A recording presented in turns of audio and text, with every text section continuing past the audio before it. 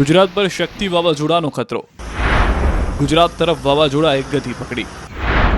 સૌરાષ્ટ્ર અને દક્ષિણ ગુજરાતમાં મચાવશે તબાહી. એક તરફ ગુજરાતમાંથી ચોમાસું વિદાય નથી લઈ રહ્યું, તેની ચિંતા ખેડૂતોને સતાવી રહી છે. બીજી તરફ હવે ખેડૂતોના જીવ અદ્ધર કરવા માટે આવી રહ્યું છે શક્તિ નામનું સૌથી ઘાતક વાવાઝોડું.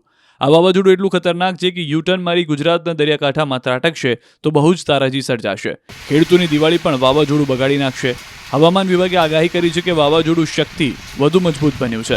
6 ઓક્ટોબરે વાવાઝોડું શક્તિ લેશે યુટર્ન. વાવાઝોડું ગુજરાત તરફ વળાંક લેશે, જેની અસરે 8-9 ઓક્ટોબરે કેટલાક ભાગમાં વરસાદ પડશે.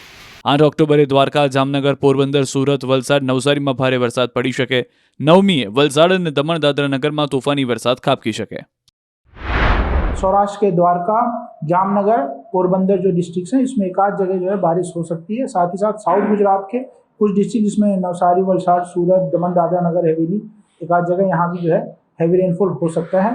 साथ ही अगले दिन की बात करें 9 अक्टूबर की, उसमें जो है साउथ गुजरात एक्सट्रीम साउथ में अगर हम जाएँ तो वहाँ पे एक आध जगह जिसमें मुख्य तौर पर वलसाड, दमन दादरा नगर हवेली में जो है एक आध जगह बारिश हो सकती है.